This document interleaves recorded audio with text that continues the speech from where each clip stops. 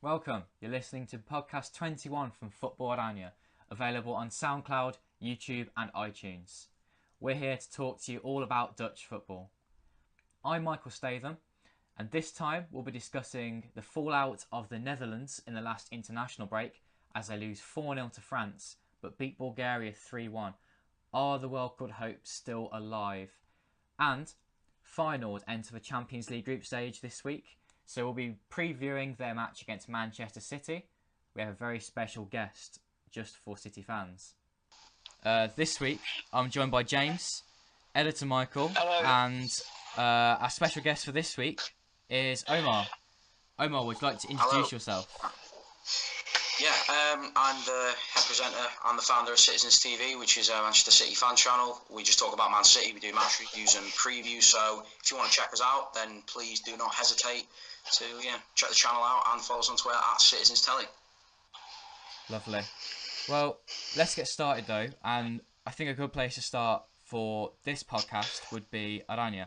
And we witnessed two differing results in the international break. There was a 4-0 pounding away at France, but also a 3-1 winner for Bulgaria. Michael, would you like to start? I mean, how did you find the two games and the comparing performances that we saw? Because one was very negative, whilst the second was very positive. Well, to be fair, I don't think either was too positive in the end, and I also think there was very many positives from both games, and I think it's a very naive performance from the national team under Dick Advocaat, who didn't seem to realise that goal difference would play such a major role going forward. I think he hoped that Belarus was going to get a result against Sweden, which just didn't happen. The failure to bring on an extra defender when we went down 10 men against France was costly, and that I think is going to come back to haunt us when they play Sweden and need to win by at least 3 goals.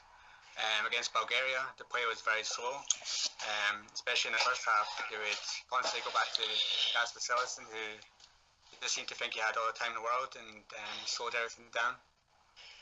I think 3-1 sort of flagged, and everyone's actually they weren't actually that good. And even towards the end, I thought maybe you'll throw on a second striker, Bas Dost, because Vincent Janssen was missing chances after chance, but he just didn't.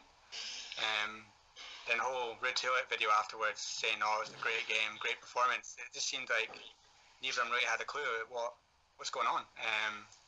Sweden hammering Belarus means we need to hope that Sweden don't hammer Luxembourg. I know Luxembourg got a draw against France, but that might just be a one-off. If Sweden win 4, 5, 6-0, that's it. That's Netherlands aren't going to go and hammer Belarus and then hammer Sweden. This is not going to happen. I think overall, the two games showed that Netherlands don't really deserve to get to the World Cup, and I don't think they're now going to. I don't think they're going to overtake Sweden now. Yeah, I think that's the problem, because that 0-0 draw for Luxembourg and France at least gives a slight glimmer of hope to the Netherlands, because they can get a result in Sweden based on that performance alone. But it does worry, doesn't it, that the Netherlands can see a 4 to France, but Luxembourg get a clean sheet, and it shows the state of the Netherlands team. It still hasn't improved. Advocaat's had long enough. But it was interesting what Van Gaal said, wasn't it? Because he gave his opinion on the state of affairs of the national team and said that 4-3-3 wasn't the way forward and that the team isn't playing to its strengths. And that was the case. They were cut open far too easily. And I didn't think it was good enough. But then Bulgaria was a decent performance. But again, it should be a game that the Netherlands easily win, but they still had some struggles in that match as well. I think Van Gaal's points were really interesting, especially the point that he made where he doesn't believe that a manager should be sacked during the qualification cycle, referring to Blind and referring to Hiddink. I think with Sweden being at home to Luxembourg in Solna, I think that will be the kind of like the death knell for the qualification process for the Netherlands. As soon as the match was finished against Bulgaria in the pre-match press conference, Advocaat was questioned about the possibility of goal difference and potentially winning the game in Amsterdam in October by at least 3 goals. But I think this can be traced back to not only the ineptitude at board level and at the kind of debate, but also the fact that when this draw was initially made, France, Bulgaria, Sweden in one group, it draws comparisons to the failure to qualify for Euro 2016, where they faced Iceland, where they faced Czech Republic and Turkey, and took the group far too lightly, thinking we'll be all right, we'll get through this. And they don't appear to have learned in the next qualification cycle for a major tournament, and they're staring down the barrel of missing 2 major tournaments in a row for the first time since the 1980s. Did you not think the way that Robin responded to the second goal when that went in? He was the only player that went to the goal to pick up the ball because he wanted to take the ball back to the halfway line.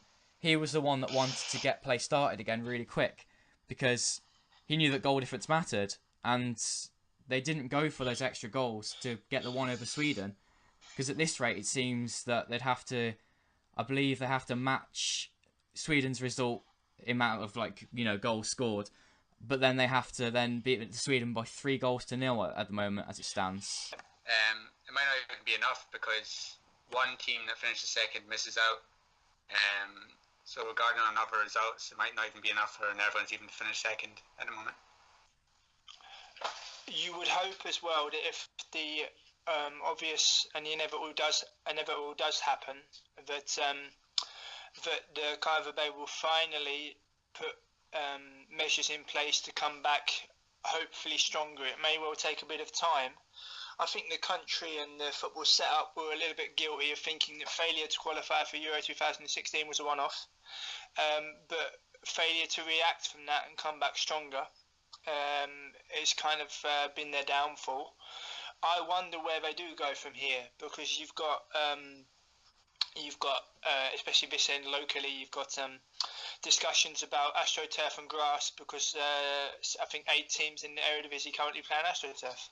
If you compare that to the top divisions in Europe, that's not the case. And I think they're arguing amongst themselves as the future direction of that. I just hope that they use the opportunity to really do some soul searching and really try to put things in place, because I can't stress enough, in the previous years and all the years that I've been here, when it came to selecting a national team manager, when it comes to choosing the direction of where the national team is going, the national team was always the most important fulcrum. And that was always the most important thing. And as the years have gone on, especially in recent years, the Dutch FA have lost sight of that. And they've become arrogant in terms of the qualification groups they've been in, thinking, oh, we'll be all right, this will be fine. And they've come unstuck twice now in 2 different qualification cycles, and you can only hope that they learn from it.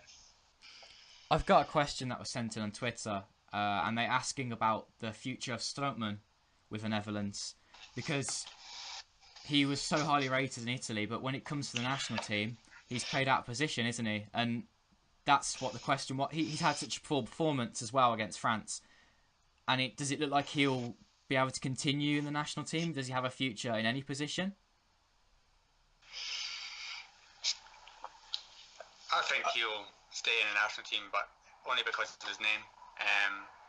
Unless a manager comes in that starts playing tactically to strength, instead of picking players for a 4-3-3, then it's still going to happen. Strootman somehow has 2 managers now that seem to think he's a DM, and it's just disastrous. Unless we get a coach in that actually knows tactically what he's going to do, like Van Gaal said, play a 5-3-2 and play players to strength instead of just playing players to a formation that they want to play in. It's not going to work.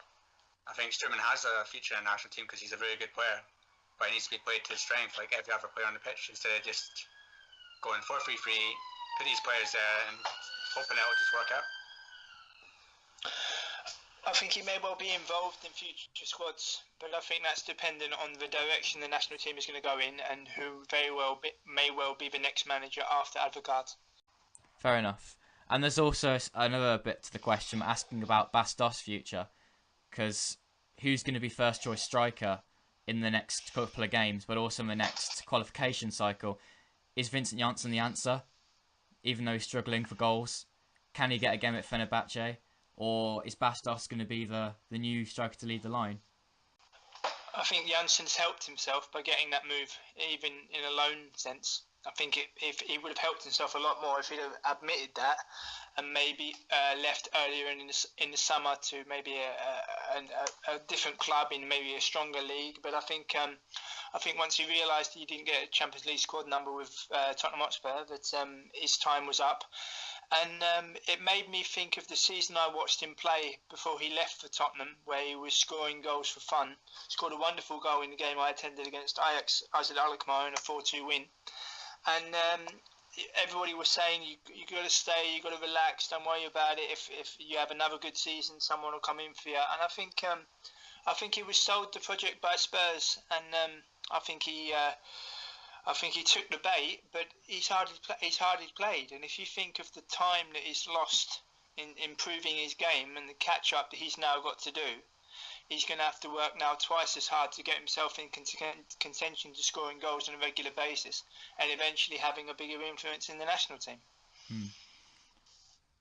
Thinking unless Netherlands change the way they play, I think Bas Dost doesn't suit it, which is strange because you think about the Bulgaria game and how much space Daley Blind got on the left to cross the ball in.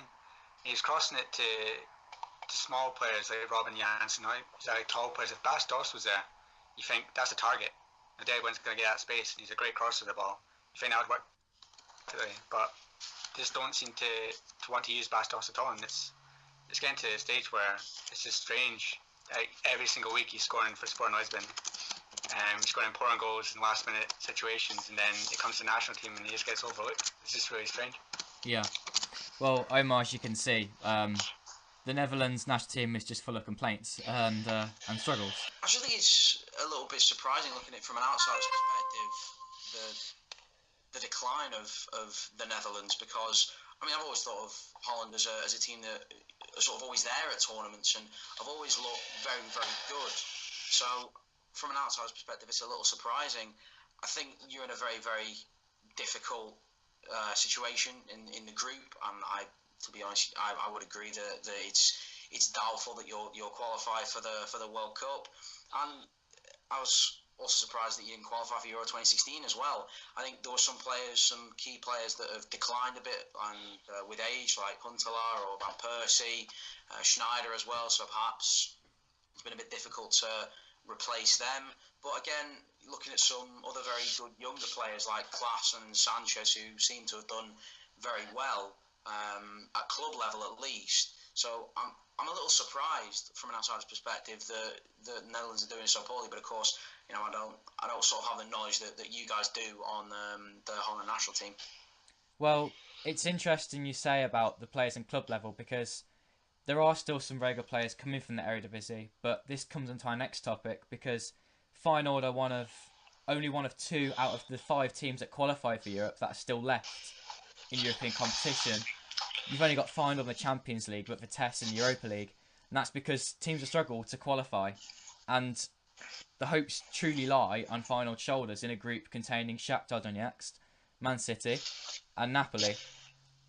Feyenoord play ManCity first. I mean, where do we begin here? So, Feyenoord are sitting pretty at the top of the Eredivisie, the league they won last season, and in my opinion, they're the best equipped team from the Dutch league at the moment to take on any other team in Europe, especially in the groups as their own.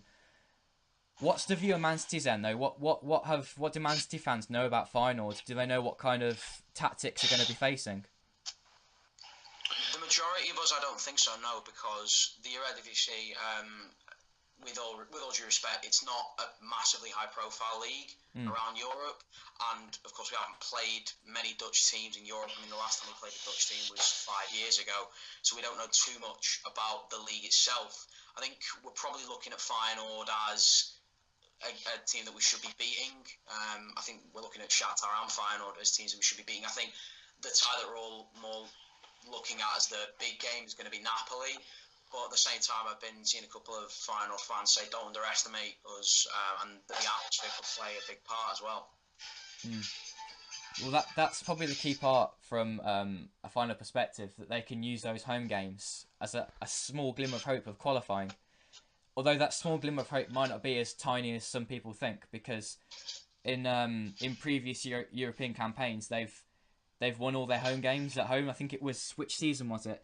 I don't know if James and Mike want to butt in here, but they played 3 home games in Europa League in the past, won all 3. One of them being against Sevilla, which they won quite comprehensively 2-0. Do any of you guys remember that season?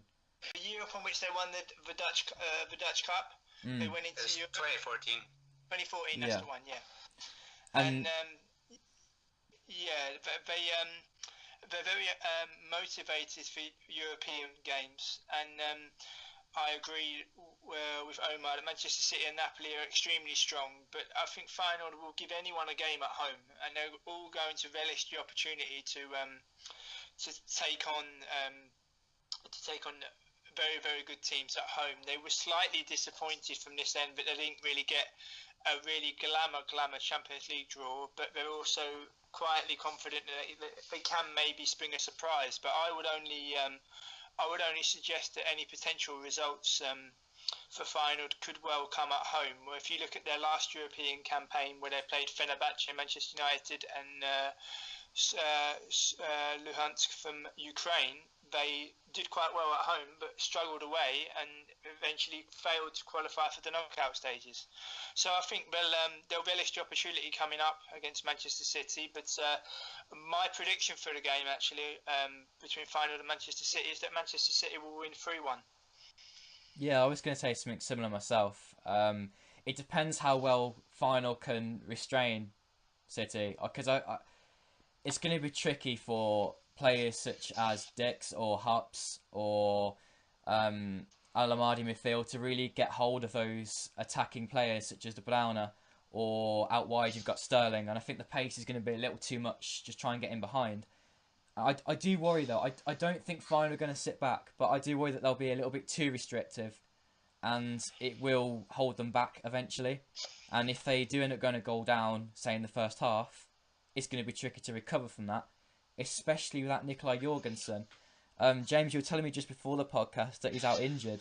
Is that correct? Because he missed the Heracles game, but is it for certain?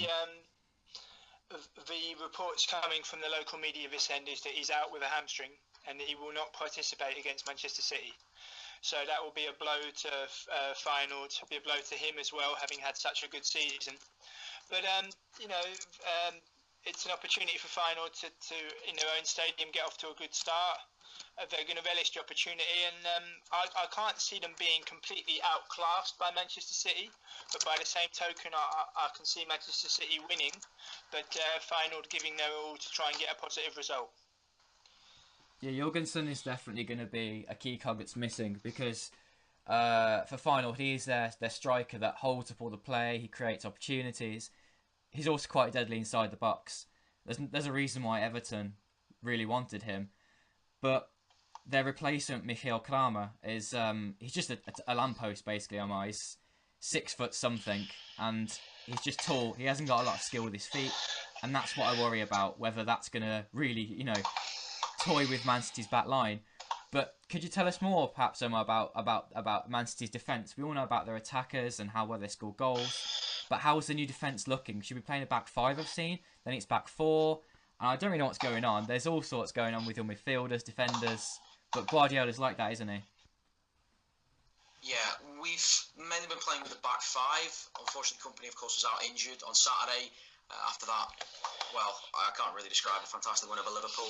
We played Danilo as a centre-back, and he's becoming the sort of new utility player, which is it's great to have a player like him who can play in multiple positions. So I'd expect us to stick with the back 5 after Saturday's result. We're going to push high. The fullbacks are going to bomb on. Walker and Mendy, who I'd expect to start, they're going to really push forward, and they're going to provide more of a threat from out wide. And with all due respect, against a Feyenoord, this is just how we're going to set up. We're not going to set up like some other teams will away from home in Europe. We're not going to sit deeper. We're going to play Pep's way. It's going to be a higher line, focus on keeping the ball and try to dominate the game, really take it to Feyenoord. And I think if Feyenoord are to come out at us, that will probably benefit us more. Liverpool did the same before Mane sending off. And we do tend to struggle, though, when teams sit a lot deeper. This formation particularly, we struggled against Brighton to break him down for quite a while in that game. Everton, they defended very well. That was quite tough as well. And Bournemouth as well, we only just got that win. So the start of the season's been actually okay. But I think Feyenoord, I don't want to underestimate them at all. So I think there's definitely a possibility that they could get the result. But if they're going to come forward a bit more, like you say, then I think we'll be able to pick some holes in that defence and win the game. I personally think the main concern will be the defence. As I already said, the wing backs / fullbacks one might find it quite easy to cut through the defence, but there's also an issue at centre back because I get the impression that Van Bronckhorst wants to play Botaheen and Van der Heyden at centre back. They're both very experienced defenders, but are around the age of 30, quite slow. But in the Eredivisie, that's enough because playing a high line means very intelligent defenders can play the offside trap. But in games like this one, where they're probably going to sit a bit deeper, I worry that the pace will be a bit too much for them, and Man City will be able to cut through. Michael, what do you think? What's your prediction going to be for this one? I'm going to go a bit more hopeful. Interestingly, it's actually a year to the day this week. So last year and this week, Feyenoord beat Manchester United 1-0 at home. So let's just repeat it. Let's just beat City 1-0 and get off to a good start. And that's my hope anyway. But I actually think the atmosphere will get the players really riled up for it. I think Jorgensen, he's a big miss, but around the pitch, Feyenoord have players that can hurt Manchester City defence, especially if the fullback's balling forward. And you got Berghuis who's in great form. You got Boetius who's been in great form since he came back. You'll have players that will, they won't give Manchester City time in midfield because you've got Vilhena, you've got Almaty, they'll be snapping at them, closing them down constantly. Get the ball to Turnshaw, you'll create something, and then I'm just hoping that if Feyenoord can get one chance, take it, and then just frustrate Manchester City. Because I think a lot of people are underestimating Feyenoord and going into this group, and I think they can definitely cause shocks at home. They've shown it in Europe constantly that at home they're good. I mean, it wasn't just Sevilla a couple of years ago, it was Roma as well. They gave them trouble. I think Giovanni Van Bronckhorst will have the players very well motivated for this game. And if Manchester City are anything but concentrating on it, if they underestimate Feyenoord, then it could be a good week for the Dutch side. Well, let's see what happens then. I think my prediction was a little harsh. I still think it might be 3-1 Man City, but it really just depends how much the occasion really revs Feyenoord up, and because nights like these are ones where balls will go your way and you'll get those lucky free kicks going your way. But that win against Man United does say quite a lot, especially since their compact style worked that night and they got one chance and they scored it. But then also that night, United had players like Pogba and Ibrahimovic that just weren't up to the fight, and again that will show City don't quite fancy it. But just finally from you, Omar, do you think that City have a chance for the league this season? Yeah, I think there's optimism from our fans and also expectation. Last season was, I think, we were all prepared to treat that as a transitional season, to get used to the system. We were happy with the progress that we made, albeit there was a bit of disappointment that we didn't come away with a trophy. So I think there's expectation this year, and I think there is a good chance for us to win the league. I mean, personally, I think we are going to win it. I think Pep's style has gelled now, and I think we've improved on the areas in the squad that we needed to. The fullbacks last season were very poor, and I think if Feyenoord had played us last season with the fullbacks, they'd have had a much better chance of beating us than they do now. Walker and Mendy and Danilo as well have all made a massive difference. And it's not like last season, it's not like we were massively off the pace. I mean, if you actually look at the points we dropped at home, if we'd have won all the games that we drew at home, which was 7, then we'd have been 1 point behind Chelsea. And the only home game we lost last season was against Chelsea. So I think if we can turn those draws into wins, then I think we'll have a very, very good chance. You've got pressure on the team. It's also going to tell in the Champions League, and getting for that group is going to be very difficult. One more point from us on Man City.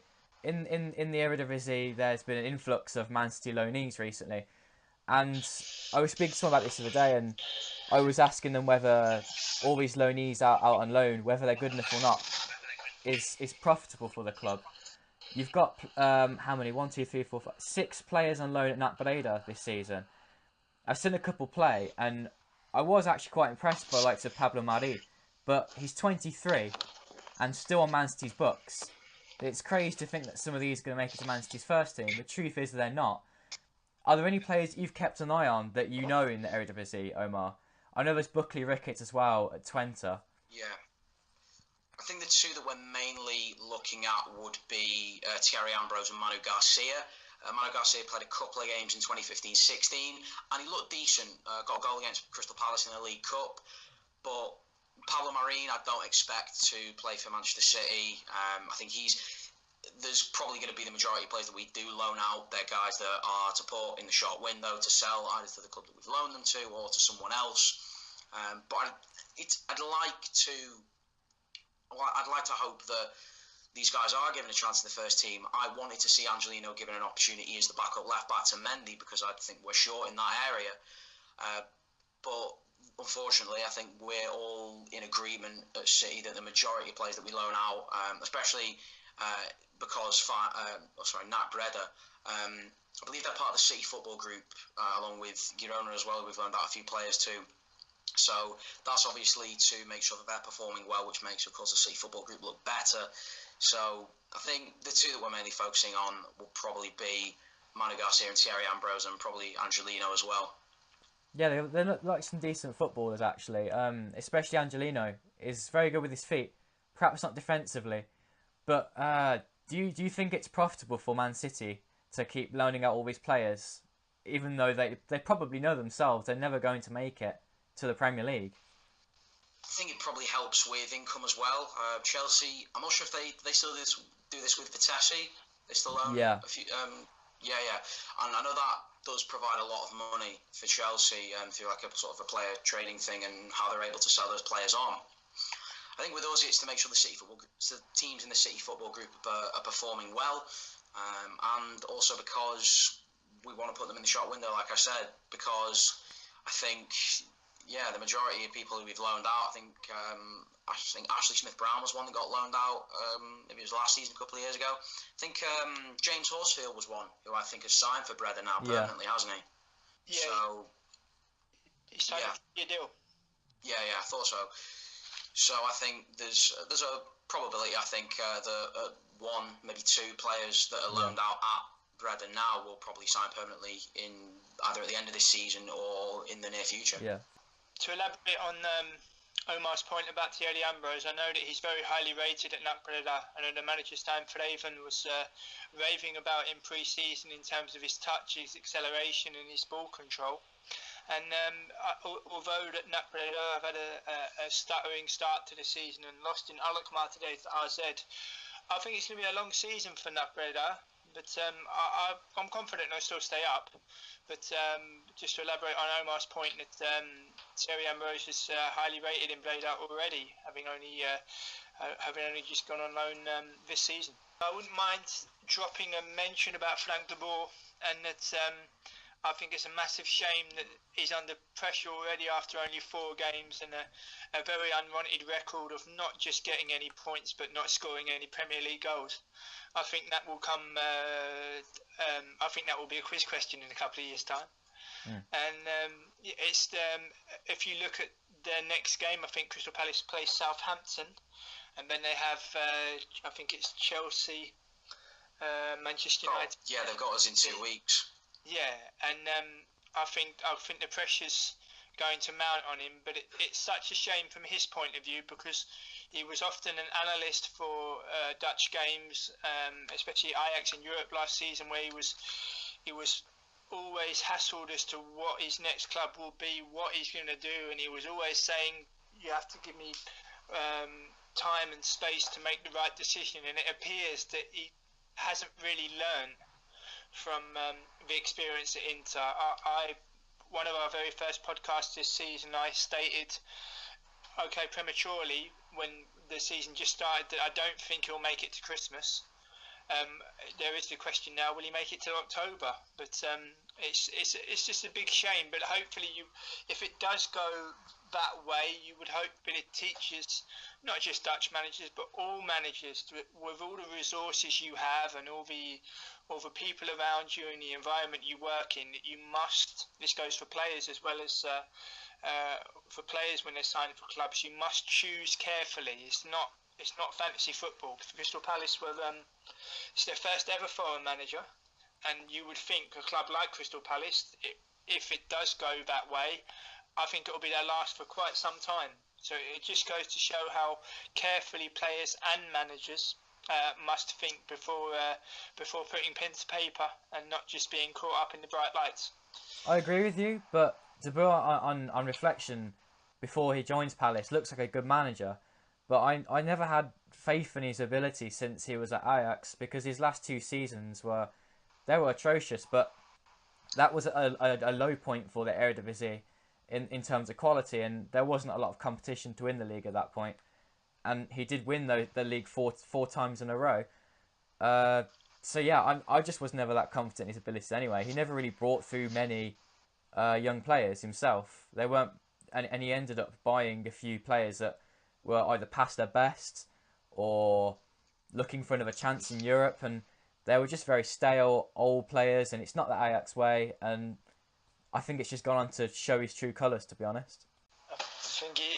I think his career is going to take a bit of a battering if this does go the way everybody thinks it's going to go, because to have I think a stint of 84 days in Inter and to have only signed for Crystal Palace this summer, managers are always asking for longevity, always asking for time, and to have 2 very, very short stints in 2 very, very strong leagues, I think that's a big ask for him to rectify his career and come back stronger, to be honest. Although no more Dutch FA, he'll probably still end up in the national team job next year.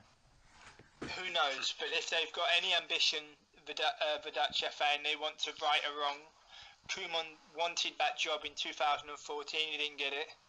And if they really want to go for it and they really want to make amends, from my point of view, they should, when the time is right and Everton are perhaps not on form or the expectations are high due to the money spent, if they pick their moments carefully, they could still get Koeman instead after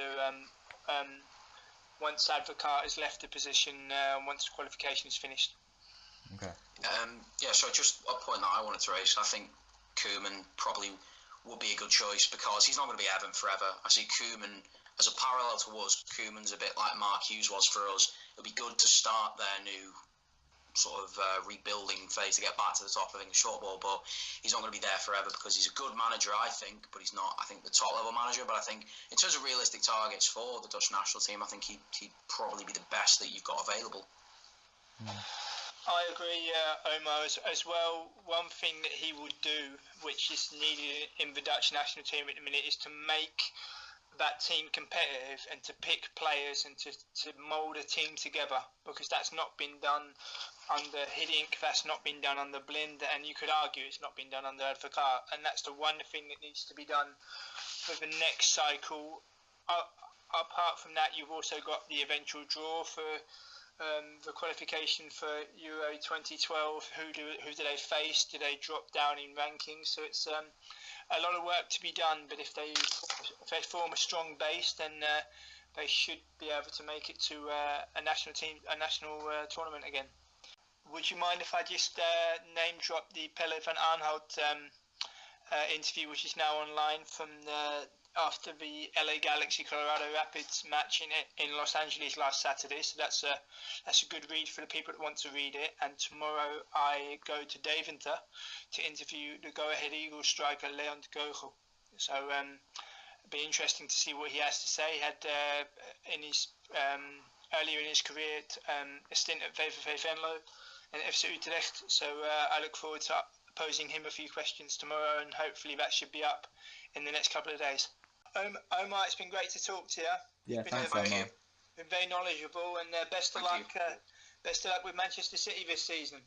Thank you. Hope I did well on the podcast. Yeah. I thought it was very professional, but well done. Thank you. I've also been enjoying listening to your podcast as well. I think you're all really, really good. Thank you. Very nice. Don't forget to subscribe. I've subscribed to you. Yeah, I'll have to do it. When you put him in the link for the podcast, I'll follow him. So I'll take care of that. Thank you. All right. Have a good night. Take care.